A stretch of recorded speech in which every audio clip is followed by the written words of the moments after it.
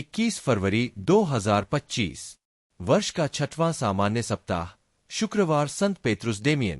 पहला पाठ, उत्पत्ति ग्रंथ 11:1-9। हम उतरकर उनकी भाषा में उलझन पैदा करें। समस्त पृथ्वी पर एक ही भाषा और एक ही बोली थी। पूर्व में यात्रा करते समय लोग शिनार देश के एक मैदान में पहुंचे और वहां बस गए।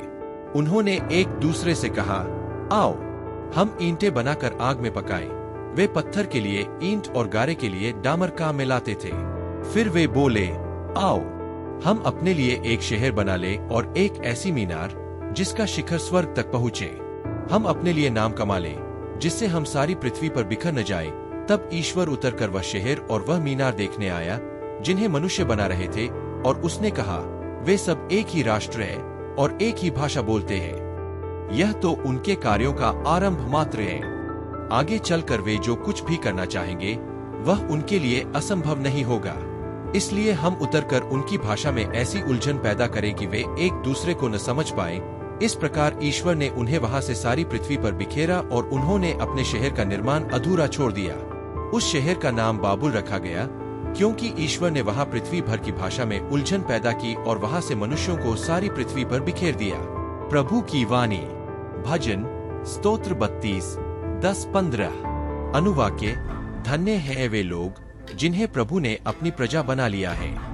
एक प्रभु राष्ट्रों की योजनाएं व्यर्थ करता और उनके उद्देश्य पूरे नहीं होने देता है, किंतु उसकी अपनी योजनाएं चिरस्थायी है। उसके अपने उद्देश्य पीढ़ी दर पीढ़ी बने रहते हैं। 2, धन्य है वे लोग जिनका ईश्वर प्रभु है, जिन्हें प्रभु ने अपनी प्रजा बना लिया है। प्रभु आकाश के ऊपर से दृष्टि डालता और सभी मनुष्यों को देखता रहता है। 3, प्रभु स्वर्ग से देखता रहता और पृथ्वी के सब निवासियों पर दृष्टि रखता है। उसने सबों का हृदय बनाया और उनके सब कामों का लेखा रखता है। जय घोष। योहन 15:15। अल्लेलुया। प्रभु कहते हैं, मैंने तुम्हें मित्र कहा है क्योंकि मैंने अपने पिता से जो कुछ सुना है वह सब तुम्हें बता दिया है। अल्लेलुया। सुसमाचार। मार्कुस के अनुसार पवित्र सुसमाचार 8:34-39। जो मेरे तथा सुसमाचार के कारण अपना जीवन खो देता है वह उसे सुरक्षित रखेगा। यीशु ने अपने शिष्यों के अतिरिक्त लोगों को भी अपने पास बुलाकर कहा, यदि कोई मेरा अनुसरण करना चाहे तो वह आत्मत्याग करे और अपना क्रूस उठाकर मेरे पीछे हो ले। क्योंकि जो अपना जीवन सुरक्षित रखना चाहता है वह उसे खो देगा, और जो मेरे तथा सुसमाचार के कारण अपना जीवन खो देता है वह उसे सुरक्षित रखेगा। मनुष्य को इससे क्या लाभ यदि वह सारा संसार तो प्राप्त कर ले लेकिन अपना जीवन ही गवा दे। अपने जीवन के बदले मनुष्य दे ही क्या सकता है। जो इस अधर्मी और पापी पीढ़ी के सामने मुझे तथा मेरी शिक्षा स्वीकार करने में लजाएगा, मानव पुत्र भी उसे स्वीकार करने में लजाएगा जब वह स्वर्गदूतों के साथ अपने पिता की महिमा सहित आएगा। प्रभु का सुसमाचार। मनन चिंतन। प्रारंभ में समस्त पृथ्वी पर एक ही भाषा और बोली थी। लोग शिनार देश के एक मैदान में पहुंचे और वहां बस गए।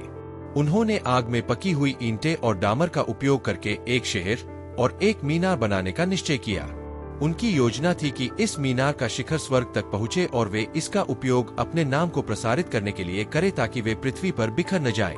ईश्वर ने इस मीनार और शहर को देखा और कहा कि चूंकि ये लोग एक भाषा बोलते हैं इसलिए उनके लिए कोई भी काम असंभव नहीं होगा। इसके बाद ईश्वर ने उनकी भाषा में ऐसी उलझन पैदा की कि वे एक दूसरे को समझ नहीं पाए और उन्हें सारी पृथ्वी पर बिखेर दिया। इस कारण से उस शहर का नाम बाबुल पड़ा क्योंकि वहां ईश्वर ने पृथ्वी भर की भाषाओं में उलझन पैदा की थी। इस प्रकार लोग अपने शहर का निर्माण अधूरा छोड़कर बिखर गए। इस कहानी में ईश्वर ने यह कार्य इसलिए किया क्योंकि लोग अपनी एकता और भाषा की समानता का उपयोग अपनी महत्वाकांक्षाओं को पूरा करने के लिए कर रहे थे। वे एक मीनार बना रहे थे जिसका शिखर स्वर्ग तक पहुँचे ताकि वे अपने लिए नाम कमा सके और पृथ्वी पर बिखर न जाए। ईश्वर ने देखा कि अगर लोग एक भाषा में संवाद कर सकते हैं तो वे जो चाहे वह कर सकते हैं और इससे उनकी सीमाओं का कोई बंधन नहीं होगा। ईश्वर ने उनकी भाषा में उलझन पैदा की ताकि वे एक दूसरे को समझ न सके और उन्हें पूरे पृथ्वी पर बिखरा दिया। यह कार्य इसलिए किया गया ताकि मनुष्य अपनी सीमाओं को पहचाने और उन्हें अपनी महत्वाकांक्षाओं का संतुलित उपयोग करने की प्रेरणा मिले। सुसमाचार में यीशु का संदेश गहरा और बहुआयामी है। आइए इसे और गहराई से समझते हैं। आत्मत्याग और अनुयायी बनने का महत्व। यीशु अपने अनुयायियों से कह रहे हैं कि यदि वे उनका अनुसरण करना चाहते हैं तो उन्हें अपने स्वयं के इच्छाओं और स्वार्थ का त्याग करना होगा। इसका मतलब है कि उन्हें अपने जीवन को यीशु और उनकी शिक्षा के अनुसार समर्पित करना होगा। क्रूस उठाना। यीशु के क्रूस उठाने का मतलब है कि उनके अनुयायियों को कठिनाइयों और चुनौतियों का सामना करने के लिए तैयार रहना होगा। यह एक प्रतीकात्मक रूप से उनके लिए अपने जीवन में संघर्षों को स्वीकार करने और सहन करने की आवश्यकता है। जीवन की सुरक्षा और खोना। यीशु यह सिखा रहे हैं कि जो लोग अपने जीवन को बचाने की कोशिश करते हैं वे इसे खो देंगे, लेकिन जो लोग उनके और सुसमाचार के कारण अपने जीवन को त्याग देते हैं वे इसे प्राप्त करेंगे। इसका मतलब है कि सच्ची जीवन की प्राप्ति के लिए आत्मत्याग और विश्वास आवश्यक है। संसार की प्राप्ति और आत्मा का नुकसान। यीशु यह सवाल करते हैं कि यदि कोई व्यक्ति पूरे संसार को प्राप्त कर ले लेकिन अपनी आत्मा को खो दे तो इसका क्या लाभ है। यह सिखाता है कि भौतिक समृद्धि और सफलता के बावजूद आत्मा और आध्यात्मिकता का महत्व अधिक है। शिक्षा की स्वीकार्यता।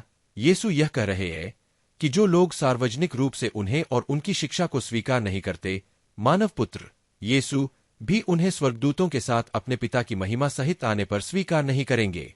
यह सिखाता है कि सच्चाई और विश्वास की स्वीकार्यता का महत्व है। विश्वास और साहस। यीशु के इस संदेश में विश्वास और साहस का महत्व भी है। यीशु अपने अनुयायियों से कहते हैं कि उन्हें उनके और उनकी शिक्षा के प्रति विश्वास रखना चाहिए, चाहे वे किसी भी परिस्थिति में हो। इस प्रकार यीशु का संदेश हमें आत्मत्याग, विश्वास, साहस और सच्चाई की शिक्षा देता है, जो हमें आध्यात्मिक रूप से समृद्ध और संतुलित जीवन जीने की दिशा में प्रेरित करता है। इस तरह के और वीडियो के लिए कृपया लाइक, शेयर और सब्सक्राइब करें। True gospel. भगवान आप सभी को आशीर्वाद दे। धन्यवाद।